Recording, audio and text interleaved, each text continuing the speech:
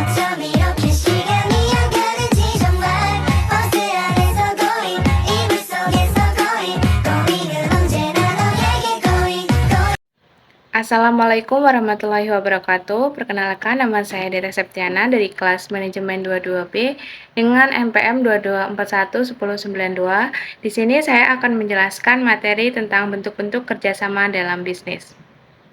Kerjasama dalam bisnis merupakan salah satu fondasi untuk menopang keberhasilan perusahaan dalam menghadapi persaingan. Sehingga memahami bentuk kerjasama dalam bisnis dapat menjadi keuntungan tersendiri bagi yang mengoptimalkan proses dan operasi bisnis. Dua manfaat dari kerjasama bisnis adalah untuk memperluas jangkauan pasar dan mempercepat inovasi.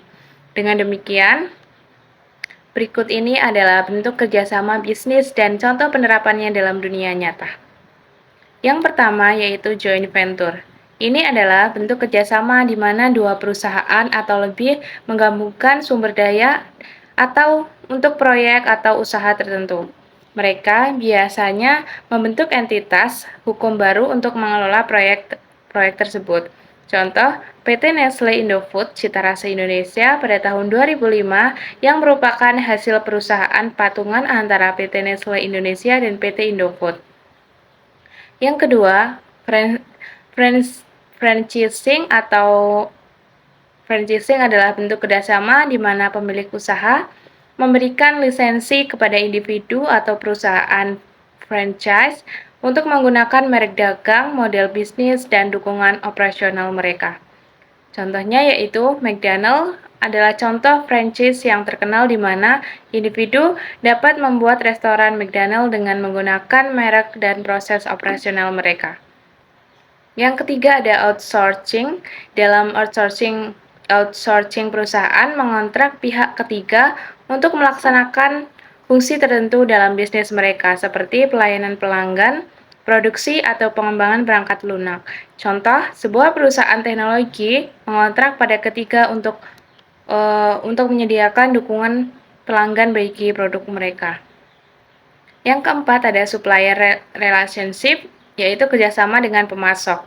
Adalah kerjasama yang penting dalam rantai pasokan bisnis, bekerja sama dengan pemasok untuk memastikan pasokan bahan atau layanan yang diperlukan.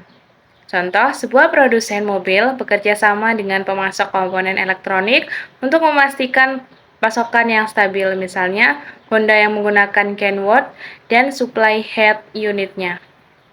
Yang ketiga ada CO marketing atau joint promotion, yaitu kondisi di mana perusahaan dapat bekerja sama dalam kampanye pemasaran bersama untuk mempromosikan produk atau layanan mereka. Contohnya yaitu Samsung yang bekerja sama dengan grup brand asal Korea Selatan yaitu BTS. Yang keenam yaitu aliansi Force atau Research and Development Consortium, yaitu perusahaan dalam industri yang sama dapat membentuk konsorsium penelitian dan pengembangan untuk kolaborasi dalam inovasi produk dan teknologi. Contohnya, beberapa perusahaan farmasi membentuk konsorsium penelitian untuk mengembangkan obat-obatan dalam secara bersama-sama. Mungkin itu saja yang dapat saya sampaikan. Saya ucapkan terima kasih. Semoga bermanfaat. Terima kasih.